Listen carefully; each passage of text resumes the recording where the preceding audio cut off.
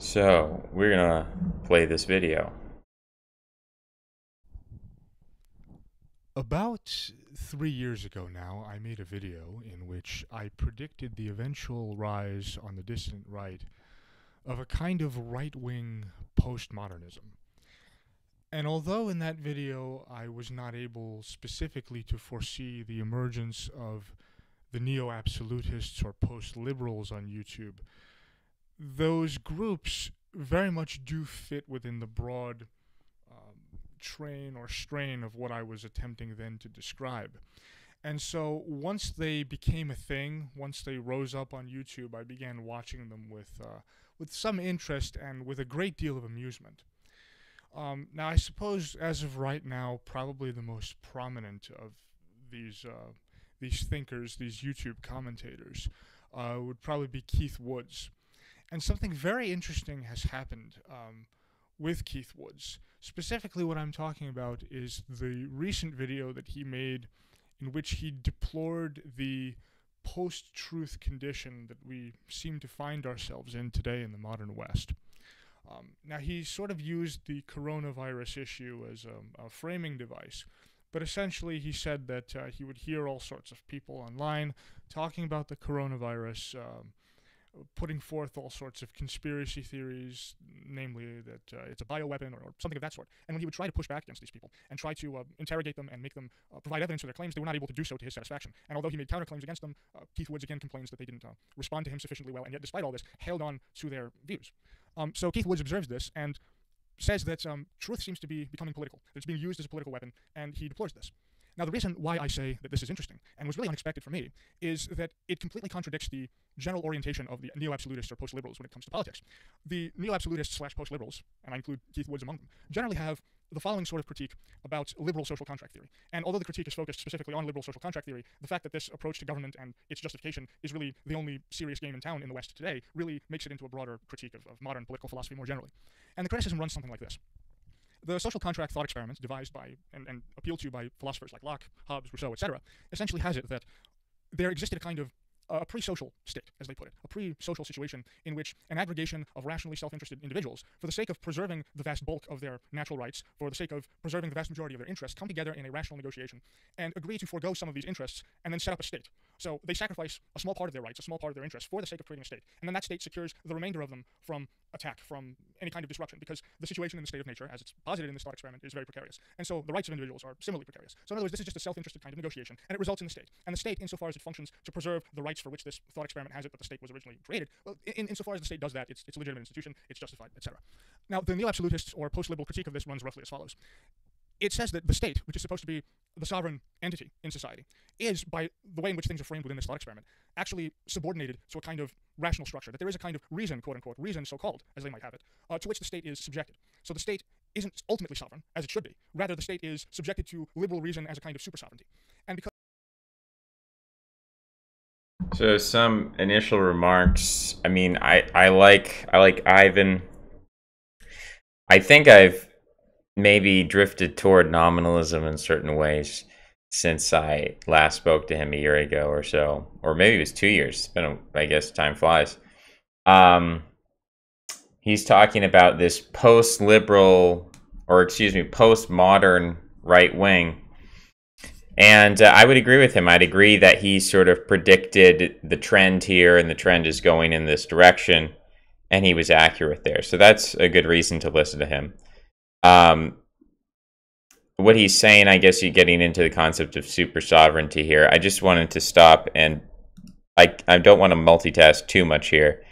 Pessimistic Idealism says, Ivan's video on idealism and quantum physics was interesting. I despise so-called idealists trying to take the easy way out as opposed to constructing a priori metaphysic, the real way to do it. Okay, so we'll just continue with the video. because the liberal conception of reason is this super sovereignty over the state, that then empowers a class of reason interpreters, intellectuals, journalists, media figures, etc., to essentially dictate what it is that reason so-called requires. This then gives this class tremendous power, and it makes them the sovereigns rather than what the true sovereign should be, which is whoever it is that's in charge of the state. Sovereignty moves, that is, ultimate sovereignty moves from the state to them, and then it allows this class to essentially foist an ideology onto society, namely the sort of liberal modern ideology that we've seen take over the West. And then that has had all sorts of baleful social consequences: deterioration of relationship between the sexes, deterioration of national homogeneity and solidarity among European nations, et cetera, et cetera. I won't run through the whole gamut. I assume that those watching this are familiar with the kinds of problems that I have in mind here. So the critique basically is this. The way that the neo-absolutists and post-liberals frame it, power simply exists. It simply is. The king simply owns his subjects, and he has power over them by virtue of the fact that he is able to exercise that power. Because he is powerful enough, this is sort of redundantly phrased, but because he wields the might necessary to exercise power, he for that very reason alone has the right to wield power. The king, in this formulation, owns his subjects, and power is simply a fact of life. Power simply is, and it is not in need of any further justification beyond itself. And the allegation here is that liberalism, in subjecting power to the need of some sort of justification, in saying that power has to justify itself, it has created problems. Now, there's an obvious issue with this critique, which is that it's not really an argument. And what I mean by that is that if you take its premises seriously, then you have to ultimately forego the very possibility of rational discourse itself. Because right, yeah, Arvel has made this point. I would also say the concept that justification of power is a problem is sort of encoded in the nature of perception. Let's say I perceive bread to be tasty, and let's say I feel hungry, and I pick up a bread and I eat that bread. You could say when an animal goes through this process, when an animal sees bread, a mouse sees the bread, and the mouse perceives the bread or senses the bread in some way to be tasty, to be a source of food, goes toward the bread and eats the bread, that is a judgment of the bread. And so I don't think we can really entirely separate the concept of perception and judgment. I think we have to understand that perception and judgment are really on a spectrum of abstraction. But that perception, although we perceive our perception to be immediate, there is a time delay. You're about 4 times louder than the video. Okay, what we'll do is we'll turn myself down. The video is on max volume, so that's on him as far as the volume being bad. Let's see, I can turn it up by a decibel. I don't know if that's wise to turn it up by a decibel. I don't even know if I can do that, to be honest. But we'll test out the audio. Tell me if he's a little bit louder now. Remember, under this framing, power simply exists, and it is a law unto itself. It does not require any further justification. Why am I entitled to rule you? Because I'm bigger than you and I can club you over the head. And that's it. And if I'm able to do that, then I don't have to explain myself to you. I don't have to say that, well, actually, my ruling over you is ultimately good for you. The fact that this condition prevails actually aims at some good, and it is possible, through reason, to explain what this good is, to enunciate it, to communicate it, and then ultimately to make those over whom power is exercised understand it, so that they accept their condition and come to realize that the power relation between themselves and the sovereign ultimately redounds to their good. It's not necessary to do that under the neo-absolutist framing, because power is ultimate, power is primary, power simply is. So I listened to this, and as I said, it's sort of the perfect culmination of postmodernism itself. It is as power-centric as anything that Michel Foucault may have said. In fact, as I sat around thinking about this, it occurred to me that near the end of his life, Michel Foucault was actually starting to investigate libertarian ideas. He was actually looking into and expressing interest in the ideas of Hayek and Mises. And as unexpected as that may sound, it's true, and it made me wonder, given how many former libertarians eventually wound up turning to these kind of dissonant right, white nationalist, white identitarian, neo-absolutist, neo-reactionary, etc. sort of camps, it made me wonder if Foucault hadn't gone ahead and purposefully gotten himself infected with AIDS and gotten himself killed, would he have ended up a neo-absolutist? I mean, it certainly would have fit within the frame of his general philosophy, given the centrality of power within it. But now, all of this, as I've pointed out, this is not really amenable to rational discussion because it doesn't hold the possibility of a rational mediation between disputes to even really be possible. All that is primary is power. And if power is primary, then it follows that power is ultimately the only thing that exists. And so the only standard upon which you can be judged is whether or not what you choose to do ultimately enables you to attain power. There is no other standard beyond this. Now, so the problems with the neo-absolutist framing, I think, are just too obvious to even require discussion. But why I say that these things are interesting is, as I mentioned, Keith Woods went on to make a video in which he deplores the post-truth condition that modernity seems to be entering, that there are these opposed political factions who've dug their heels in against one another, and who are not willing to listen to any contrary facts or arguments to their point of view, and they will take and twist anything they can in the service of their ideology so that they can maintain their beliefs. And it doesn't matter what you say to them, it doesn't matter how you argue to them, they will continue to dig their heels in, and so truth becomes a political weapon. Truth becomes politicized. Well, here's the odd thing about this complaint. Given what a post-liberal or a neo-absolutist believes, given what someone like Keith Woods believes about politics, I don't see what possible grounds he has to complain about this. I mean, if power is really primary, then what exactly is wrong with using truth as a political cudgel? that is entirely permissible under that framing. It is absolutely allowed to twist facts or to formulate narratives and to promulgate quote-unquote truth in such a way that it might help you to overcome your enemies. I mean, whatever works, right? Whatever enables you to destroy your enemies and attain power is all that is. The only thing, again, that exists under this framing is power, because power is primary and it is not required to submit to any rational order standing above it. So it's very odd to me that Keith Woods would complain about this. Now, I don't expect him to watch this video or anything like that, but I can already predict how a response that he would make might go. He might say something like this: well, what do you mean I think that power is ultimate and primary and a law unto itself and requires no justification? That's nonsense. He might then point to the video that he made about Bronze Age pervert and the Bronze Age mindset.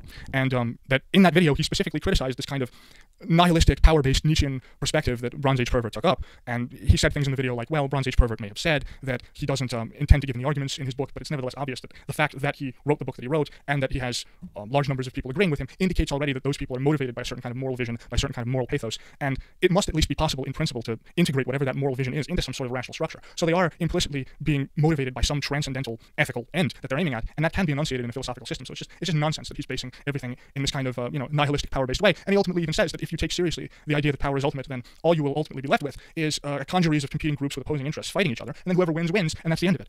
Well, it is true that he did say this in that video. He may have said all of those things. He may have criticized Bronze Age pervert for all of those things. But it nevertheless is the case anyway that those criticisms are incompatible with his own criticism of liberal social contract theory. You cannot simultaneously reject the power-based Nietzschean approach of someone like Bronze Age pervert, in which power is everything, and then also claim that in politics, in the realm of politics, power is primary. These things are just incompatible. Now, it may be, perhaps Keith Woods might say, well, all right, fine. Maybe we'll predict what the argument is going to be here. My argument would be that this conflict between power and reasoning is that reasoning is a form of power, that we shouldn't reject reasoning as the opponent of power, but that reasoning is a utility that allows us to have power, our ability to cooperate. Yeah, it in certain cases is going to decrease our personal individual power by acting reasonable.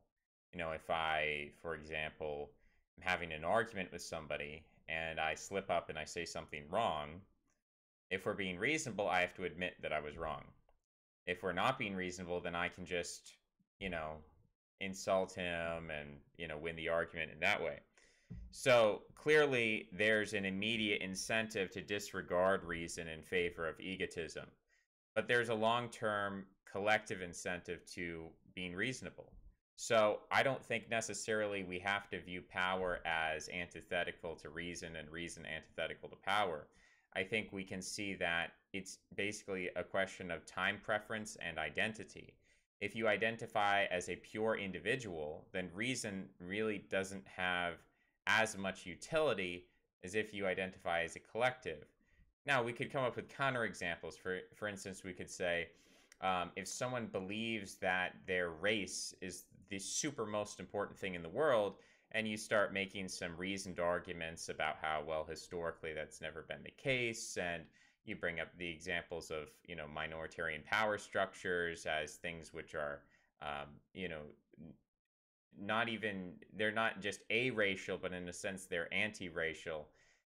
So you make these points, and you could say that someone who's so collectively identifying with their race would reject these points to protect their collective identity, or maybe as someone who's a fundamentalist Christian and they believe certain literalistic interpretations of the Bible, and you point out, maybe there's scientific contradictions there, then maybe they'll ignore reason in order to have faith in their collective identity of being a fundamentalist Christian. So there are certainly cases in which the collective, you can get this sort of mob mentality where the collective is less reasonable than the individual. But I think in the main, when people are acting without reason, they're doing so for some personal benefit or for some kind of individualistic or egoistic. We could even say insanity is a form of being unreasonable. It's a form of, perceiving the world the way you want to perceive it rather than in a way that's social. Really, when we talk about reasonability and sociality, they're very much intertwined. And it's such a complicated, the semantics of it, it's hard to generalize in this way without running into edge cases and contradictions and different ways to look at it. But this is, I guess, the perspective I could have. I think there is a tendency of a certain Enlightenment thinking where the mob is thought of as irrational and the individual is rational. But that's not actually how I think about it. I think the collective is rational and the individual is irrational and focused on their own individual power. But that rationality is really a form of collective power. It's of saying that the individual has to, and Kurt sometimes talks about this, that truthfulness is dedication to the commons. That even though I could say I was right and dig my heels in and just defend my position no matter what, and that would benefit me or benefit my ego, or I could admit I was wrong and then contribute to the advancing of the knowledge of the commons. Perhaps it is true that power does owe an account of itself to some sort of higher rational law, to some sort of higher rationality into which it must integrate itself. But it doesn't follow that whatever end it is the power must justify itself by aiming at would have to be the end of preserving or promoting the self-interest of a group of rational individuals who come together in society. Well, all right, fair enough. It might theoretically be possible to justify the state with respect to some other end than the promotion of individual rational self-interest. But even so, even if you say that, you will nevertheless already have accepted the framing that power is not automatic, that it's not a law unto itself, that the king does not simply own his subjects in the sense that he may do whatever he pleases with them, whether what he does to them and for them is ultimately good for them or not. So power on this framing, even if it's being justified with respect to some other end, is still being justified with respect to some end. And therefore, there is this kind of, as the neo-absolutists would put it, super sovereignty of reason operating here. And I mean, those are ultimately the only alternatives. I mean, you, in the end, whatever you might say, either the state, if it is to be justified, must be justified with respect to some end, or you simply have the reign of raw, untrammeled power. And there is no arguing with power. There is no need for rational discourse in the true sense. I mean, you can have a kind of mock rational discourse, but then rational discourse isn't really rational discourse in the sense that it attempts to arrive at some truth. It's just a means by which to manipulate or control your opponents. It's just one more tactic for the exertion of power. So that's not really rational discourse. It's just a mockery of it. And yeah, under that framing where power is all there is, that's all you can have. So it's pretty clear to me that Keith Woods is contradicting himself by saying on the one hand that power is primary, and on the other hand that it's bad, that truth becomes a political weapon. Well, why? Why is it bad? I mean, you can run down the list of other things that Keith Woods has said in this regard and sort of tease out the contradictions and the problems a bit more. For instance, in his discussion with the academic agent about property rights, his criticism of libertarian property rights theory ultimately comes down to his saying that these property rights are arbitrary. Academic agent gave an argument for libertarian property rights to the effect that without some clear system of consistent rules which specifies who is right and who is wrong in all cases of conflict, and who exactly owns what scarce resource, then in a world of scarcity, conflict will be inevitable, and without a means to resolve the conflicts that will emerge, which is what a system of property rights ultimately is, you will not really be able to have social order in any proper sense of the term. And it would also follow that because property rights are precarious, that is, that you won't really have the backing of a legal system behind you should they come under threat. And since there's this constant war of all against all going on, you will not be incentivized to engage in any long-term production plans simply because your property rights won't be secure. Without this work in long-term production, there will be no development of the capital structure, and society will be exceptionally poor. Now, Keith Woods said, all right, fine, let's admit that all of this is true. Nevertheless, this is a purely instrumental argument. It's a utilitarian argument. And so therefore, libertarian property rights are ultimately arbitrary because, well, who says poverty is bad? One can imagine an ethical system in which this isn't a bad thing. And the same can be said for social order or any other kind of hypothetical imperative, to use the Kantian terminology.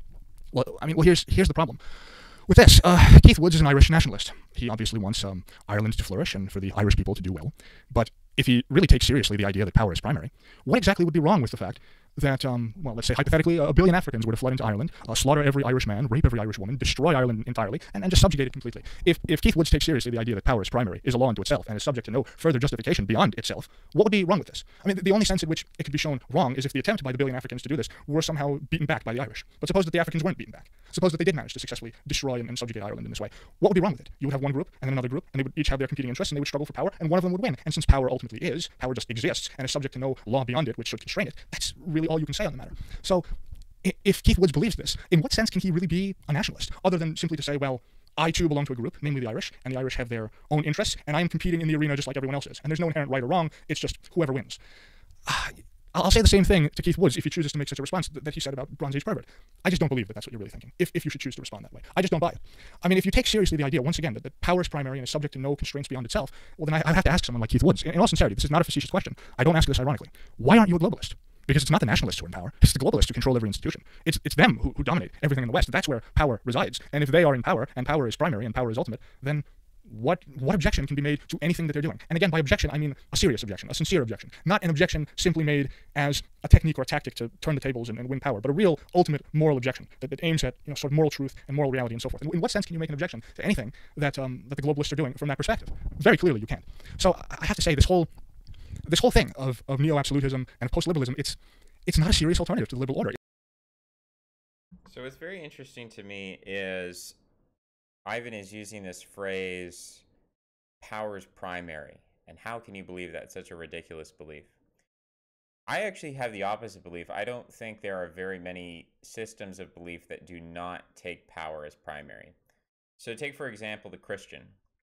The Christian believes that God is all powerful. The power of God is primary. Everything else is secondary, tertiary. It's an effect of God. Or it's lesser than God. Satan is lesser than God. Humans are lesser than God, and so on. Or any other religious faction.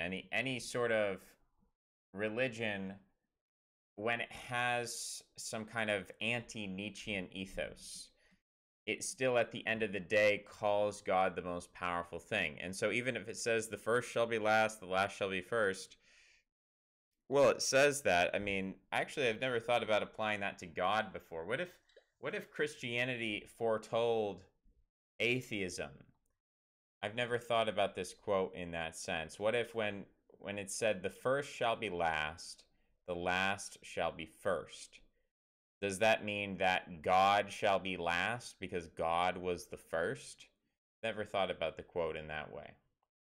But in any case, I don't think there's very many ideologies or philosophies or religions that believe that power is not in some sense primary. Why do property rights exist? Because they're a powerful and efficient system.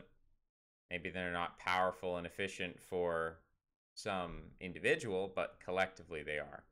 Collectives are more powerful than individuals. So I actually don't see this dichotomy between rationality, reasonability, and power, I think is unnecessary. It's certainly something that post-liberals and neo-absolutists, they promote this idea that, oh, we have to stop caring about rationality and reason because that's taking away our power.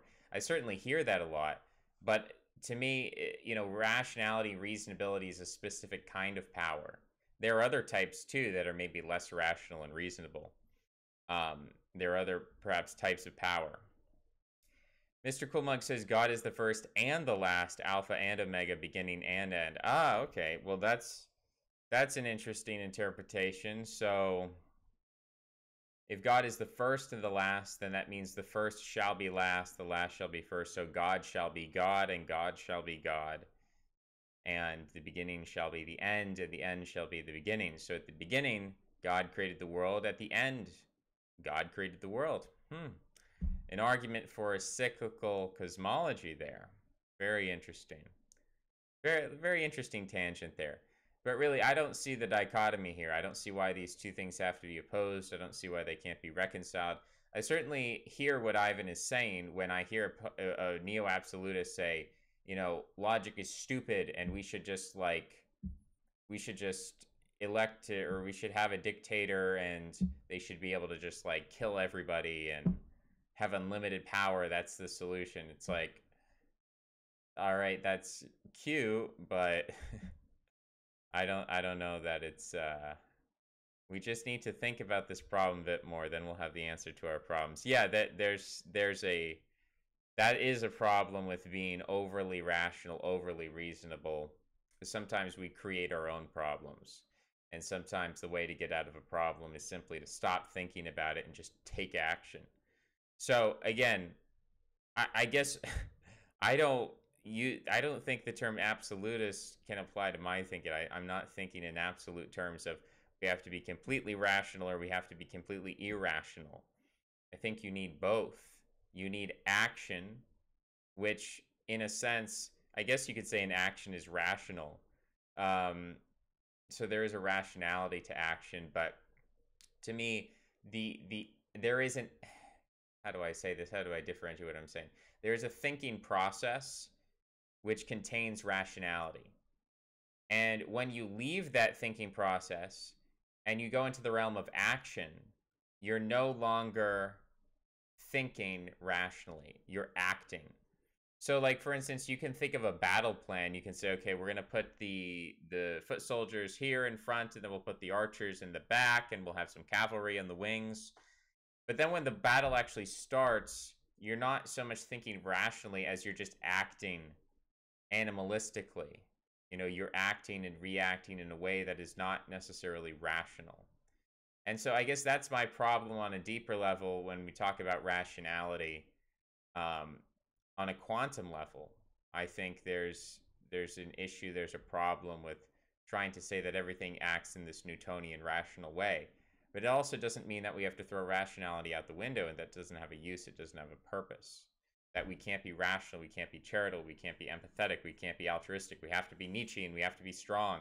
I find oftentimes that the people who don't understand the power of rationality, the power of empathy, these people who are power obsessed oftentimes have very, very little power, which I find to be ironic, but it's kind of a myopia, hyper-focus on the concept of power and maybe not understanding secondary and tertiary effects and problems of identity, problems of ability to identify the locus of power and its functionality. Let's keep listening. It's just not, because all it is a contest of wills, and whoever wins, wins. There is no rational coherence to that. There is no structure to it. And the only thing I can say about it is that it seems quite evidently to be born out of desperation.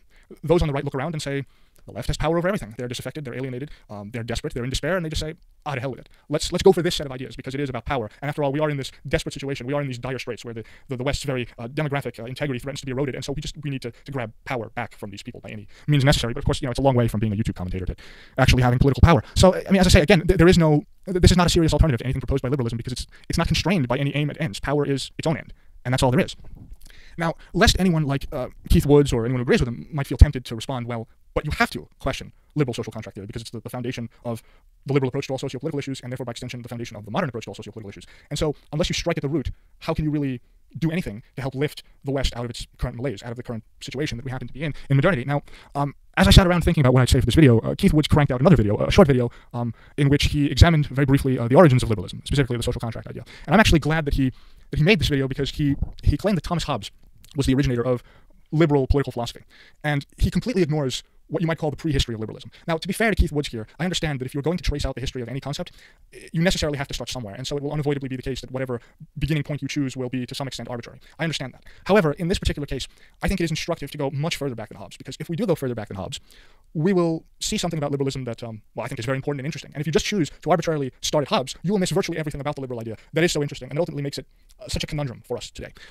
Because Keith Woods in this video essentially framed things such that that modern philosophers like Hobbes apparently just woke up one day and decided to frame all socio-political discourse in a secular fashion, and claimed that any political structure, any center of political power which is to be justified must be justified by reference to the rights of the individual. And apparently this just somehow happened. And it was a sharp break with political philosophy as it was thought of in the medieval world, and so on. That is just not true. It's just not. And I'm going to try and explain why that is. Now, before I do, I realize that if I'm to really give a history of liberalism, even a necessarily brief one as this will be, you have to sort of define what you mean by liberalism. And I'm not really going to embark on a full definition of the entire concept here. I will only confine myself to saying this. A liberal approach to political philosophy is one which is, in some sense, centered around the concept of natural rights, or just rights in general. It's a rights-based approach to political thinking. I think whatever else you might want to say about liberalism, this is at least a necessary and essential feature of it. And so I'm going to spend a little bit of time talking about the pre-modern roots of the idea of the natural rights concept. Now, to really understand this, you have to understand where the modern Western notion of the individual emerged. Now, I remember Keith Woods saying in his video on the Bronze Age mindset that he was aware, he briefly mentioned Simone Weil's essay on the Iliad, and he understood, having read this, that in the classical world, the idea of the individual as we know it today really didn't exist. That is perfectly true. Another book I would recommend, not just to him, but really to anyone watching this, is Fustel de Coulanges' book on the ancient city. And although it's quite an old book, he really does a very deep dive into the mindset of the sort of person who might have lived in the pre-Christian classical world, and really gives you insight into how this person saw the world, how this person understood their place within society, and the just general Weltanschauung, the general worldview that subsisted then. And the main thing that Fustel de Coulanges begins with is, he says that in the deepest antiquity, before even city-states as we know them existed, there were families. This was the sort of primordial social group. And each family had its own cult of ancestral gods. The father, the head of the household, was not only the patriarch in the sense that he led and controlled the domestic affairs of the family, but he was also the head priest of the familial cult. And so the family essentially revolved around the authority of the paterfamilias. And then later, when different families came together into larger tribes or clans, and then those, by further extension, came together into yet larger groupings that would become the first ancient cities, you essentially had a kind of integration of these groups. But the general structure of the whole group being based around a certain specific cult and its own sort of priestly leaders, that persisted. So Athens had its own gods that were favorable to it, Sparta its own, etc., in that sort of way. It was very much part of the Greek idea that the gods favored certain cities, and so forth. So because of this, the idea of the individual as we know it did not exist. Every individual person, that is every human being, was part of some grouping, and in fact was part of a network of groupings. So you were part of your own immediate family, but you were also part of a larger clan, and you were also a citizen of the city-state to which you belonged. You were a citizen of Sparta, Corinth, Athens, Rome, whatever it was. And so the individual in himself did not have an identity. In fact, he only had an identity insofar as that identity was expressed through his various group memberships. This, for example, is why Aristotle says that the life of the citizen is the only life worth living, because it is only, according to this view, by integrating yourself within some kind of social order that you acquire an identity. I mean, if you're not a citizen of anywhere, who are you? This is why the origin of the word idiot comes from a Greek word for those who refuse to participate in the political process. They were, in a sense, according to the view that prevailed then, not really fully human because they stood apart and outside of the social order. They had no identities. You can see this also reflected in certain marital traditions. Like, for example, the tradition that we have now that prevails even to this day of a newlywed couple being married and then the husband carrying his wife over the threshold of their new house. This is actually a throwback to that sort of classical conception of marriage, because if a man was to marry a woman, that woman would leave her family, and by separating herself from her previous family would thereby lose her identity. She would temporarily be suspended in a kind of state in which she was no one, and then through the marital ritual would become integrated into her husband's family and then acquire a new identity. So as I said, the individual as we know it did not exist in the classical world. Who you were was entirely a product of your social rank, your group memberships, and so forth. Now, Christianity utterly undid this, completely and utterly undid this. Now, without getting into too much detail, because it would drag the video out unnecessarily, I think it is much more accurate to say that it was not Thomas Hobbes who first came up with the idea of the individual, but rather it was St. Paul. Because in St. Paul's letters, you see a very simple conception of the then new religion of Christianity being related. No longer is it the case that each individual acquires his identity and acquires his place and position and purpose in life by way of his social rank and his membership in various succeeding social groups through whatever series of steps or layers one might go. What gives one identity, rather, according to the Pauline conception of Christianity, is the relationship that the individual has with God. When you accept Christ, you allow him into your heart, Paul says, you then acquire a direct relationship with divinity itself. And since... We'll interrupt the talk about Christianity. Rattle says, does Keith even identify with post-liberal neo-absolutists? I know he takes a lot from postmodernism. I can't recall him doing the same talking points. This might be my own ignorance. I don't know. I haven't honestly watched enough of his videos to really tell you what his opinions are. I don't necessarily think that is super important for what Mr. Ivan is saying. I feel like even if you'd say that, oh, well, he's misrepresenting Keith. This is always the problem I have of, like, misrepresentation is not the fundamental issue. The fundamental issue is the ideas. So, look at Plato's dialogues. He creates these characters and he puts words in the mouths of characters who are sometimes fictional. Sometimes he says, this is Socrates, this is what Socrates believed. It doesn't really matter what a person actually believes insofar as we're interested in the ideas. If this was a political debate and we're considering who to elect for a certain position, then yes, it really does matter what is Keith's true position and is it being accurately represented. Then, of course, then it becomes very relevant, becomes very important. But when there are really no stakes here, there's no election, there's no real power going on here, I guess he's just using Keith as a foil, as someone relevant, as someone who he wants to interact with or make a response to him. I mean, I've done that. I think that's reasonable, and people have accused me of misrepresenting him. So I just don't think it's a big deal. I mean, if someone misrepresents me and they make a good argument against something I don't believe, I'll just agree with them. And I'll agree, yeah, you made a good argument. That's not my position. Or if they accurately represent me, then awesome. But I don't know that that's essential. I think we can still learn a lot from what Ivan's saying, whether or not we agree or disagree on what are Keith's true positions in this case. He's sort of a stand-in. This is a Socratic dialogue, or it's a Platonic dialogue we're listening to. As a human being, you are made in the image of God. It is through this relationship that you acquire your identity. Your identity, thus, is not a product of your social rank. It's not a product of who you are within society. It is a product of the way in which you stand with respect to God. And since everyone is a creation of God, and at least in theory, could accept Christianity and could stand in this direct relation to the Creator, in that sense, theoretically, in the eyes of God, Paul concluded, we are all in some sense equal, whatever our differences in natural abilities, social status, and so forth might be. And this became the animating intuition behind Christianity after the fall of Rome. And it is an intuition, a moral intuition, that has been shaping the West ever since. Now, what does this have to do with liberal social contract theory and the idea of natural rights? Well, if we're all equal in the eyes of God, and if the choice to accept Christ is itself an act of will, then there comes to be something important about the human will. And not just the will of the best, the aristocrats, those in power, those of high social standing, but everyone. And so, politically, there comes to be this newly placed emphasis on the importance of those in power securing the consent of those over whom they exercise power. A very early example of this is in Charlemagne's reign. Charlemagne was especially fond of gathering his subjects together in various groupings and having them swear all sorts of oaths to him. And again, not just any subjects, not just his most important vassals, but everyone, serfs, women, I mean, absolutely everyone was made to swear these kind of grand oaths of fealty to him on various occasions. Now, of course, I don't deny that many of these oaths were just sort of sworn pro forma and that you didn't really have a kind of meaningful choice there. That may well be, and in fact probably was the case. But it nevertheless is true here that one is at least making gestures that signify that one is at least sort of seeking the consent of the lower orders of society. Something like this would have been unimaginable in the classical world. You do not ask for the consent of your slaves. You do not ask for the consent of your vassals. They are beneath you. They are not important enough for you to even bother trying to secure their consent. In the classical world, if you sought the consent of someone else to empower you to do something in some sort of arrangement, this entailed that you saw the other whose consent you sought to be in some sense equal to you. But your slaves are not your equals. You know, your maidservants are not your equals. It would be a waste of time even trying to secure the consent of such people. And yet, under the sway and under the influence of the Christian moral intuition of the ultimate equality of souls before God, this began to change. Another important way in which you see this happening, and this is what will allow me to segue into the impact of these ideas on social and political and legal thought, is in the Visigothic legal codes. Now the Visigoths, like the other Germanic tribes that took over Europe after the fall of Rome, had legal systems which were very blatantly inegalitarian in the sense that they did not even recognize the concept of equality before the law. What I mean to say here is that the punishment meted out to criminals for various crimes varied with respect to the social rank of the person victimized by the crime. So if you killed a commoner, your punishment was not as severe as if you killed a minor lord, some lord of some small manor. And then progressively, if you killed or wronged or harmed or robbed or whatever, some more powerful lord, some larger, more powerful feudal baron, a count, a duke, someone of higher rank, well, then your punishment became progressively more severe. And under the influence of Christian bishops, the Visigoths slowly began to change their law codes, and they began to strip these features away from them, so that the law began morphing in such a way that punishments became standardized and that everything became equalized.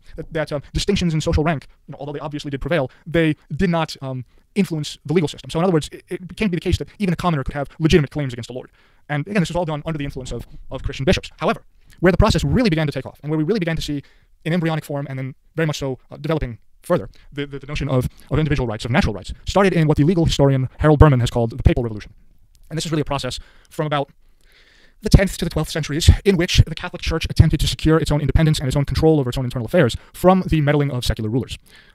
The Church, of course, for a long time had previously attempted to secure its own independence from the state. I mean, after all, Christianity was born in opposition to the Roman Imperium, so there was always bound to be that tension. However, in the immediate centuries preceding the fall of Rome, it came about that secular rulers began exercising more and more control over the internal affairs of the Church, nominating bishops and so forth. And the Church came to be increasingly solicitous of its own affairs and increasingly desirous of securing its own independence from this kind of meddling. Now, to this end, the Church sought to devise its own personal system of law for the government of its own internal affairs.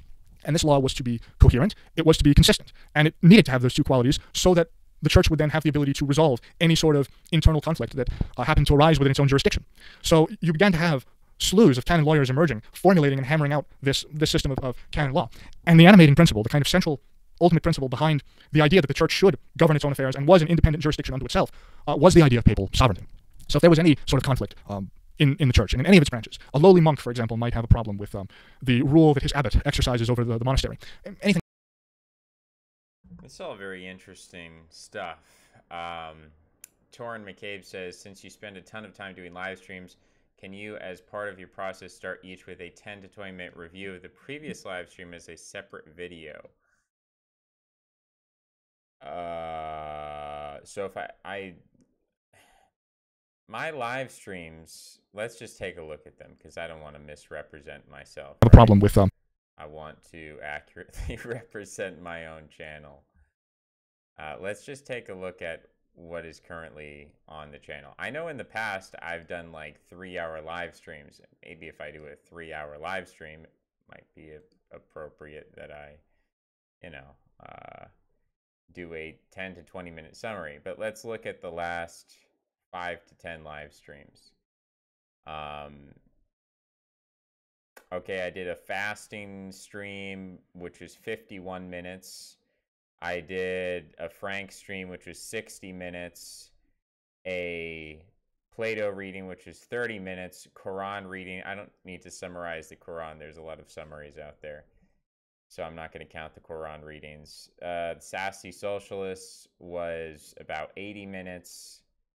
The Diaspora video was 47 minutes. The American Revolution was an hour or 60 minutes. Coronavirus was 50 minutes. So, you know, I'm kind of averaging around 60 minutes. So you're saying I should take one third of the time that it would take to just watch the video to summarize the video. I mean, maybe we could do a 30-second summary, maybe a 5-minute summary at the most. But a 10 to 20 minute review as a separate video. Interesting. I mean, to just really quickly go through it. If I had someone helping me, if there was anybody in the world who would just help me, no. But if I had somebody who was just like, yeah, dude, I'll take all of your videos and I will, LOL, do more work for me. Yeah. I mean, Torin, if you want to do that, if you want to rewatch all of my videos and make summaries of them, that's cool. For me to do that, I would have to rewatch my video, take it, because you know I don't script all my videos. I just kind of do them off the cuff, off the fly. So I don't use any preparation time. The preparation and the speaking happens at the same time. When I say one sentence, I'm preparing the next sentence. So what was that? Yeah, I was imitating me being sad that I've asked for help in the past. People are very slow to. People are very quick to suggest for me to do more work, and they're very slow to volunteer to help me, which is just part of human nature, I suppose. But yeah, it would basically, I would have, because I don't remember, I'll make a video and I'll remember the theme or the topic, but I'm not going to have like a bullet point list of everything that I talked about. Ken can't limit himself to just 20 minutes of talking. I've done it before. I could do it. Obviously, I'm not going to do it on this video because the video that we're analyzing is an hour long. So I'm not going to make a 20-minute video right now because I haven't watched this before. We're watching it together for the first time, but I could theoretically do a 20-minute long video. Maybe that's a challenge. Can we get a live stream of Ken fake crying saying help me for an hour? Who's your favorite YouTuber? You know, it was funny. I am subscribed to Vaush, and I saw he was doing an interview with the Amazing Atheist. I thought that was very interesting because I had made the connection, but as a sort of passing thought, oh, Vaush has a blonde beard, Amazing Atheist has a blonde beard. They're both heavy-set guys. They both are sort of leftists in a way. And I disagree with them, but also they're interesting to look at. It is kind of interesting to look at the Amazing Atheist as sort of a Gen X, and then Vaush is like the Zoomer version, you know?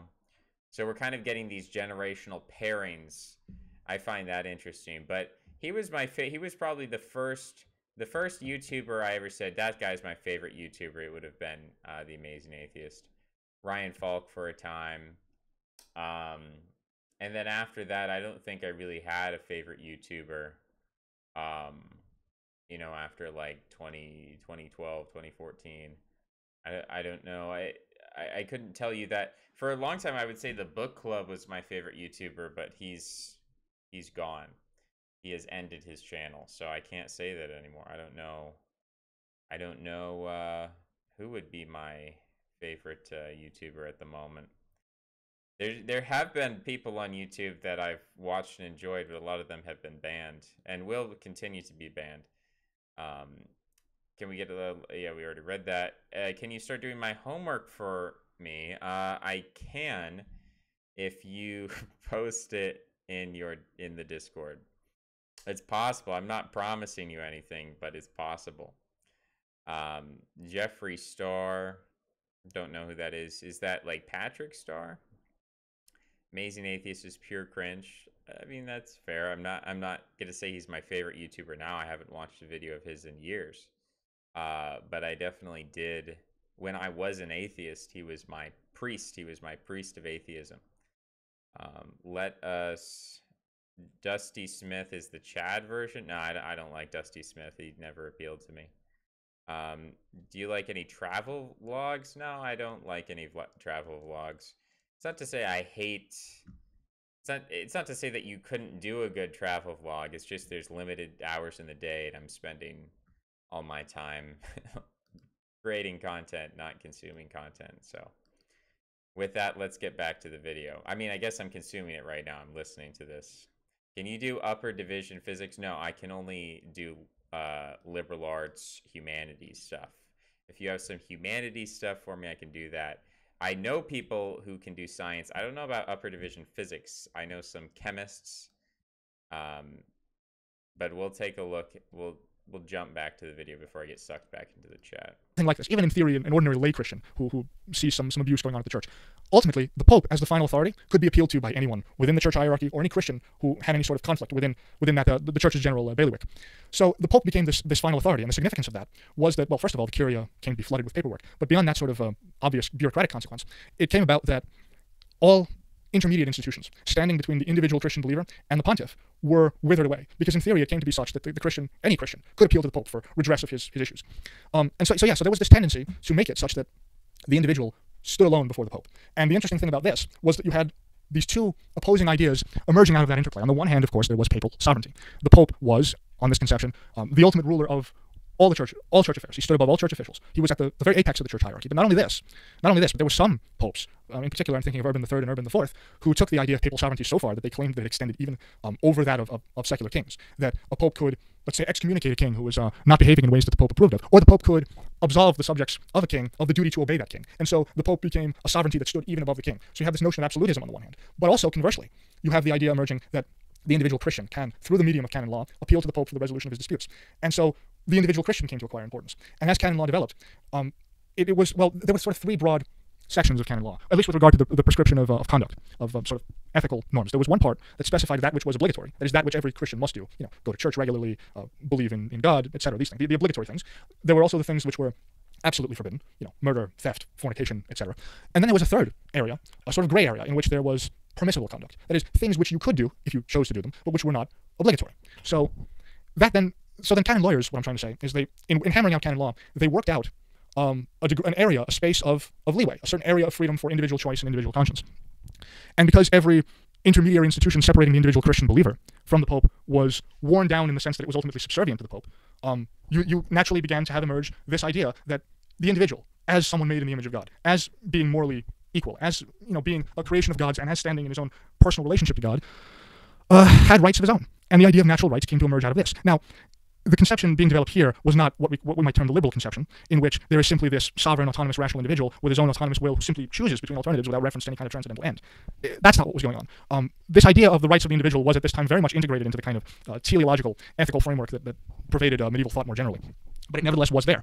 Now, also, a further development was that kings, secular rulers, seeing what popes were doing and seeing the trend toward papal absolutism unfolding, began to pounce on this, and they began to rework their own personal, secular legal systems in such a way that emphasized their own authority, and so you had then emerged the idea of political absolutism. And then conversely, just as you had in the papal case, you also had emerging simultaneously the idea of the rights of the individual with respect to the king. Because remember, in classical society, the individual was integrated into a series of concentric circles of social groupings, starting with the family and then radiating outward into the city-state, or perhaps even further, into something like the Roman Empire.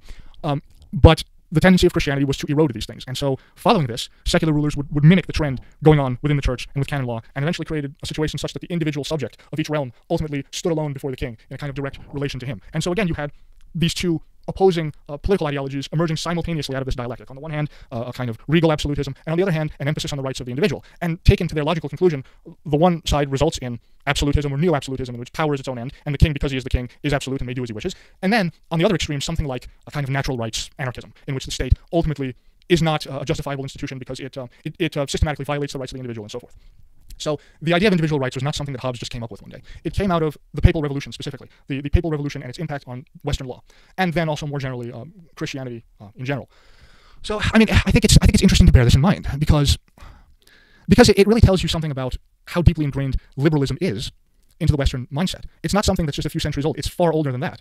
Now, there is one further development, which I suppose it's important to mention, and that is, well, why is it that during the Middle Ages, as you had this nascent concept of the rights of the individual emerging, why is it that then such a concept as existed was still integrated into a kind of a teleological framework of ends, a sort of scholastic, neo-Aristotelian philosophical and ethical framework. But then later, with Hobbes, with Locke, and with the moderns, the individual will came to be looked at as utterly autonomous and unconstrained by any end, as simply choosing between the various alternatives before it. Well, the reason for this, in a word, is nominalism. I've talked about nominalism in videos I've made in the past, so I won't go into this in much detail. But in brief, in the 14th century, a group of Franciscan theologians, the most prominent of which probably was William of Ockham, were very worried about what they took to be the baleful influence of Aristotle and of Greek philosophy in general on Christian thought. Through the influence of Aristotle, Christianity and its kind of general outlook, and specifically God himself and his own nature, came to be integrated into the system of rational categories, such that it appeared that God himself and his own will was being constrained by this rational system. And Occam saw a problem with this. I mean, for example, if, as Thomas Aquinas or any Aristotelian scholastic might have believed, there were such things as universals, well then, it would not then be possible for God to destroy a given universal without also destroying all of the particulars that happen to instantiate that universal. Occam took this as just an unacceptable limitation on God's sovereignty and God's power. So God was being subjected, in his view, to this kind of system of rational categories. And so he began to turn things and say that God's primary attribute is not his reason, but his will. And this slowly, over the course of centuries, began to permeate political thought in the West. The relation to absolutism here is obvious. I mean, it's almost a perfect analogy, because, as I mentioned, the neo-absolutists are complaining that the sovereignty of the state, through liberal social contract theory, is being subjected to some kind of higher rational order, and that this is an unacceptable limitation on its sovereignty. This is exactly the same objection, in political terms, that Occam had to scholasticism and kind of neo-Aristotelian realism that Occam had in theological terms. So this is just a reprisal of that objection, and that kind of brings up the ultimate joke of what neo-absolutism is. It has this posture of being anti-modern, of being opposed to modernity, and yet it's the most quintessentially modern thing that you can really imagine, because it harkens back to the very theological debates and the very foundational philosophical issues that ultimately generated modernity, which is it's quite funny. I mean, I'm looking back on it, I'm not really sure what to make of neo-absolutism, what to make of post-liberalism, what to make of the whole mess. Is it a tragedy? Is it a farce? Is it both? I don't know. But yeah, the idea of the rights of the individual emerged out of the Papal Revolution and out of the attempts of the Church to secure independence from the meddling of secular rulers. The individual came about as a byproduct of this. And so therefore, the conclusion that I'm driving at is that liberalism is a theological doctrine. The reason why liberal moral and political intuitions like the idea of individual property rights appear arbitrary to Keith Woods is that this prior theological baggage has been shorn off of liberalism, and it has, for the last few centuries, been presented as a purely secular doctrine. And I fully agree with him that in those terms, it doesn't make sense and it appears arbitrary. But given that liberalism does have these deeper roots, dislodging it from the West is not going to be as simple as just saying, oh, well, Hobbes said some things that were wrong and we need to reject them. And not only is that not going to be a simple matter, it arguably may not even be a desirable matter. The point being that we have to be very careful and try to separate the good within not just modern liberalism, but in its prehistory, and try to disentangle that from the more ridiculous and unconstrained aspects of it that have done so much damage to the West. Now, I won't go into detail here about this, but my view is that liberalism pretty much went wrong starting with John Stuart Mill. It's really only with John Stuart Mill that liberalism morphed into a kind of crusade against normal people. You really didn't see this in the liberals prior to Mill, and you certainly didn't see it in the French liberals. Now, of course, now when people think of liberalism, they think of it as almost entirely Anglo-centric doctrine, with every single important thinker in the tradition being someone who speaks English. This wasn't the case. If you look at people like Benjamin Constant or Montalembert, Jean-Baptiste Say, Frédéric Bastiat even, let's see, well, Richard Cantillon he was Irish, but he wrote in French, so I guess maybe you could count him there. The point being that these French liberal thinkers were not at all concerned about waging war on society in general. For them, the problem was the state and only the state. This is most obvious in Charles Comte and Charles Dunoyer, who almost nobody reads now, which is probably because almost none of their work has been translated into English, so you have to know French to be able to read it. But because so many scholars are monolingual and are not able to go back to these texts in other languages, and not just French, and Italian, and even German as well, because they can't read them, and they give this outsized focus to English-speaking writers, in particular Mill. Someone like Mill grew to have a very outsized influence on the history of liberal thought. And as I said, it's really with Mill that the idea begins that liberalism is to be a crusade against normal people. Because it's only with Mill that liberalism starts to concern itself with things like the tyranny of public opinion and custom, and comes to view these things as intolerable encroachments upon the freedom of the individual, and that therefore have to be eroded in the name of freedom. Now, what were Mill's reasons for doing this? Well, in brief, I think it has to do with a woman named Harriet Taylor. Mill fell in love with a married woman, and because of the strict mores of Victorian society, he really couldn't do anything about this, and had to just sort of deal with it. Now, imagine by contrast, if Mill had been born French, then it would have just been like, okay, so you're in love with a married woman, big deal, go have an affair with her. What's the problem? Half the men in France have done that. But of course, Mill lived in 19th century England and couldn't do any such thing. Now, of course, Harriet Taylor's first husband eventually died, and then even after his death, they still waited another 2 years after that before marrying, so that they wouldn't generate any rumors about themselves. And so Mill felt tyrannized by society, really, by kind of the general social mores of his world, and in his alienation felt compelled to wage war on it. And so he began to turn liberalism into something which placed itself in opposition to the prevailing mood. And as I said, this was not true of the French thinkers that came before him. I love for Benjamin Constant as an example, who wrote an enormous amount about religion, and who was perfectly clear that a liberal society could only exist with a Christian moral foundation. That were this to be eroded, liberal norms would shortly thereafter also be eroded. But anyway, I just want to conclude this by saying that it is interesting to look at sort of the prehistory of the concept of the individual and the natural rights concept. It wasn't just something that Hobbes made up, and therefore it has far deeper roots in Western history than one would think if one were to just frame things in such a way that Hobbes started it. And so, if we are to overcome the problems of modernity, then we have to do something that Keith Woods actually also briefly mentioned in his video about Bronze Age pervert. That is, that you have to take the ideas of the past and integrate them in into whatever it is that shall form the makeup of culture going forward. So, in a sense, we're going to have to make our peace with liberalism in that we're at least going to have to accept the general liberal notion that, yes, power is to be subject to a rational order standing above it, and it is not self-justifying, that there is some tribunal higher than it, before which it must justify itself. And so the neo-absolutist or the post-liberal prescription, insofar as it just says that power is a dead end. And that's really all I've got to say about that. So thank you for listening.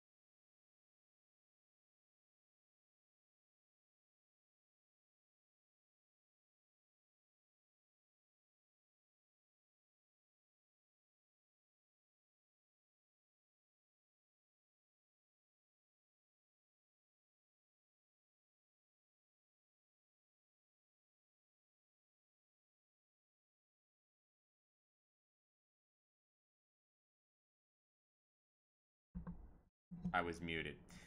That was the 30-second recap. Let's start from the top. So, the problem of, is God constrained by logic? I would say God is not constrained by logic. I would say logic is a product of God, and existence is a product of logic, that we can't conceive of existence without logic.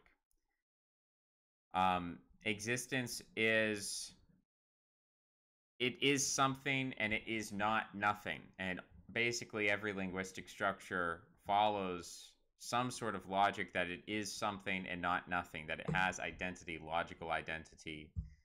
And if we could ask the question, well, could God create something that exists that was illogical? No, that would be impossible. All right, well, could God create something that's impossible?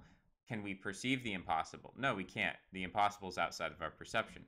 We cannot perceive the impossible. We can't verify the impossible. So from an empirical perspective, it's impossible. If you were to say, oh, well, God can do impossible things. All right, well, prove it to me. Show it to me. We can't perceive impossible things because once we actually perceive them, the act of perception brings them into the realm of possibility.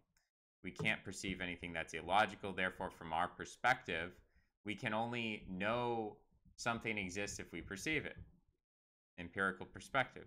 We can only know something exists if we perceive it. So again, if someone says, well, could God make a taco so big he couldn't eat it? Could he, create an unstoppable force and an immovable object, and which would win, and all these paradoxes, illogical paradoxes?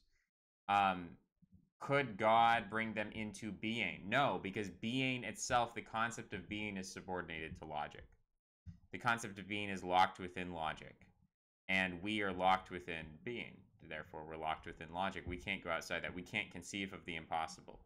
Does the impossible exist? No, because from our perspective, we can only perceive things which are possible. Once they are perceived, they enter into the realm of possibility. So it's kind of a tautology there, but that's how I view it.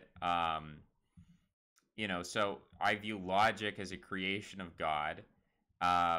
There's some people who, pessimistic idealism has made the argument that if you suppose that God created logic, that implies causality. Creation implies causality. Therefore, that would imply that causality existed prior to the existence of logic. My argument is that logic is not something that exists. Logic is something that that exists prior. Well, now we're getting into a tangle with our words here. But again, I have sort of a visual perspective. God's on top, then you have logic in the middle, and then you have creation on the bottom. So in a sense, I'm thinking of God's the creator, the logic, the logos, this permeating spirit that orders the universe and all things, brings into being, existence, matter, material, souls, spirits, all of those things. So that's the hierarchy as I see it.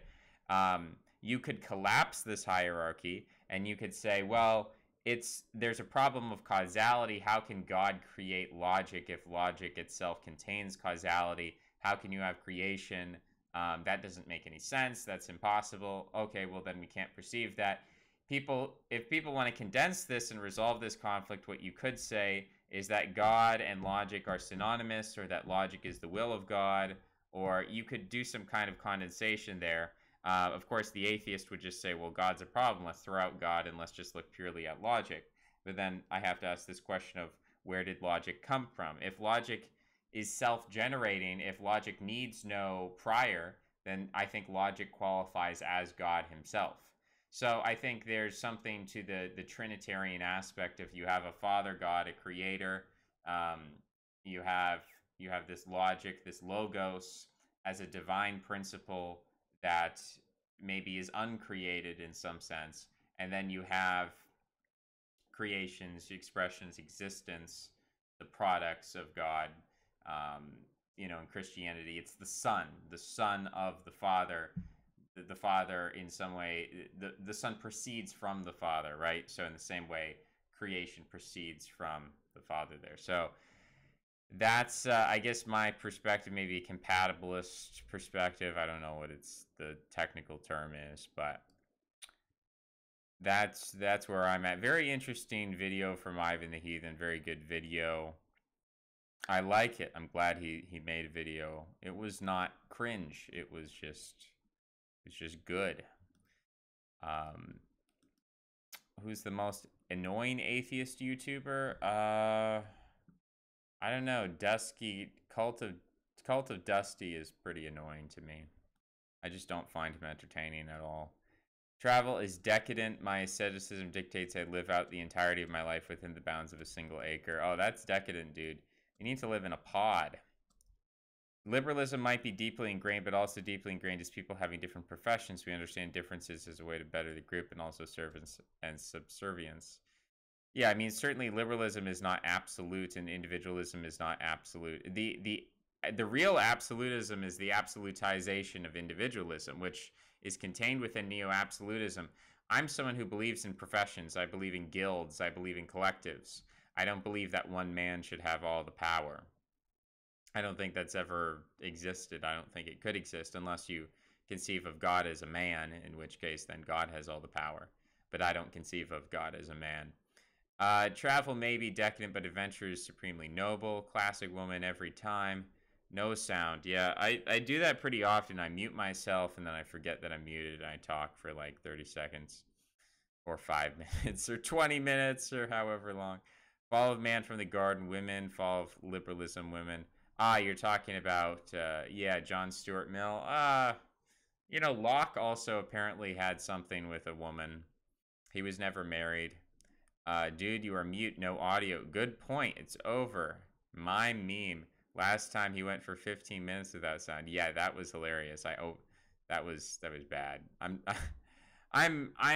can tell I don't like OCD, like check everything. I don't have a checklist. I don't have a good system here. If I had a good system, the button, because I have a little mute button here, the button would like be big and red and like visible at all times. What I hate about this button is when you press it, it's a flashing red light and not just a straight red light. I think it should just turn off, but I don't know, or it should change color or something. I don't like the flashing. Does God's existence depend on logic? I would say no. If people want to identify logic with God, then does logic depend on logic? I suppose you could say logic depends on logic. If logic requires dependence, or is God the one illogical admittance? There are some people who say that, and I think that's a little more nominalist than I would go. I would tend to say I don't think God is illogical. If anything, he would be pre-logical. But again, if people have a problem with causality, I'd be willing to say, okay, maybe that's a legitimate point concerning causality. I certainly think the mythos that I'm presenting to you is a decent mythos of understanding the structure of reality. But if people want to say, oh, there's a problem of causality, then I would say, okay, well, we can collapse that and we can simply say that, logic is God in a sense. But I don't see how you get, matter itself. Certainly matter is bound by logic. Logic is a constraint on matter, but I don't see that logic creates matter. So I still think that logic is a masculine force. You still need a feminine creative force. And I think God is the one who reconciles that. I think in some ways the Gnostics and antinatalists are correct when they say like matter. Like from there, I don't say matter is evil. I get apparently my biggest fans think that I've said logic or matter is evil. I don't say matter is evil, but when antinatalists and Gnostics say that matter is evil, what they're sort of saying is that matter is feminine as opposed to logic, which is masculine. At least that's my interpretation. Some can disagree with me, and there's different schools out there. It'd be interesting to talk. Those people actually don't like me. Those people hate me. But from what I can observe of them, what I can understand of them, that's the position, and it's a sort of understandable position. It has like a sort of internal logic to it. But ultimately, I don't believe that the world is evil. I think the world is fundamentally divine. I don't think the world is just evil. I don't think it's just good. I actually think evil and good are necessary together to create a divine creation. I don't think we live in a mundane world. I don't think we live in a spiritless world or a purely material world.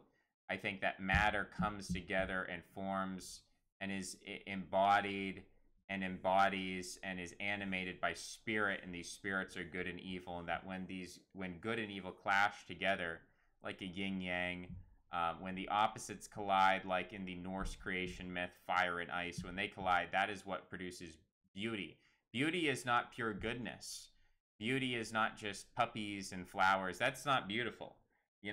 Watching a sunset with puppies and flowers. In fact, the sunset itself, there's something evil about the sunset, the coming of night.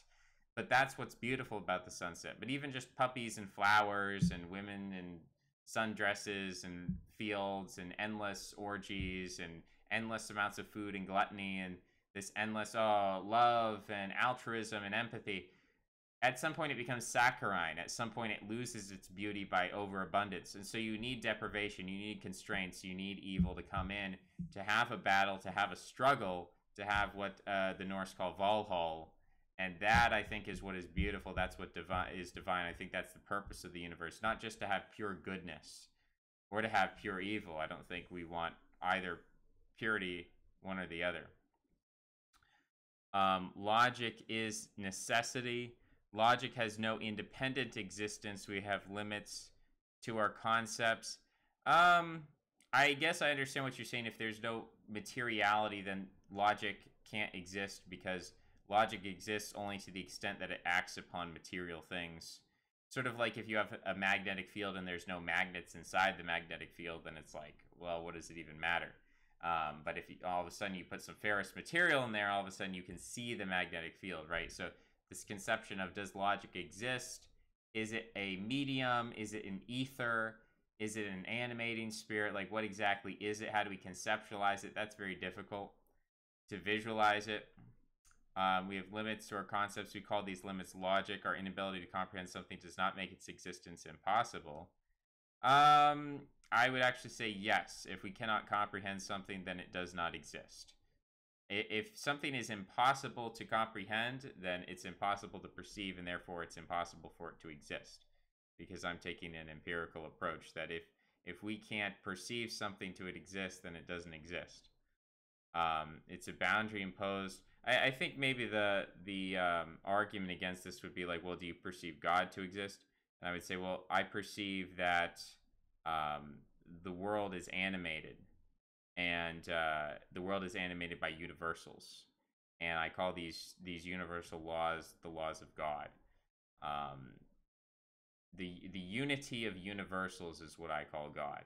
That's the name that I give as a shorthand. So I say, well, I can perceive a unity of universals, therefore I perceive God. And as you can express worship for God by worshiping the unity of universals. But yeah, I would say things that I believe exist, I have perception of and I have comprehension of. Maybe I don't have perfect comprehension. We can talk about degrees of comprehension. But if you were to say, oh, well, there's this thing that exists, but you can't have any comprehension or perception of it at all, then that's like you're just talking about pure chaos at that point. I don't think pure chaos does exist. I guess maybe the chaos theory people might disagree with me. Maybe Hesiod. Hesiod says the chaos is primary and logic is secondary. I mean, it's an interesting perspective that you can, I guess, toy with. Principle of individuation always precedes logic. I don't think anything precedes logic. And not a principle of individuation. I mean, the principle of individuation, I would say, is part of logic, not something outside of logic. The logical investigation of the material world has produced incoherent, illogical results. Matter does not conform to logic. I believe it does. Space and time taken together are principium individuationis. Okay. Logic is not dependent upon the amount of matter in the universe. Logic truths and not nomological truths are not the same things. Okay. Yeah, so I don't know what nomological means, but probably referring to like quantity versus qualities. Like a quality of matter is that matter cannot be created or destroyed. That's a law that is true regardless of how much matter we're talking about. At the same time, we can say, well, I have a gallon of water in my jug. That is either true or false, depending. It's sort of a relative statement, my jug as opposed to your jug, right? So that's how I understand it. Let's look up this word nomological. Let's get a formal definition. Let's educate ourselves, and then we'll probably end the video because we've done an hour. And, when people say I can't limit myself to 20 minutes, we're going to limit ourselves. The video we analyzed was an hour long, so we're going to... Nomological denotes something resembling general laws, especially laws that lack logical necessity or theoretical underpinnings. They just are. Oh boy, this is like not smart enough for this. Nomos. The nomothetic, the lawgiver, the skill of Adam. Okay, that's cool. There's some cool stuff out there. There's some cool things in the world. We can take a look at those things. We can talk about those things. But for now, we're going to end it. Thanks for listening. Thanks for watching. We'll play the intro, and I'll see you next time. We might go on DLive, and we might do some chess. I am kind of depressed if people have seen that video from Frank Hassel, the chess player, the box life. That's pretty depressing. I kind of don't want to play chess or Minecraft now after thinking about that. But we might do that later. Might eat something. And it'll be a good time. But I'll see you later. Bye-bye.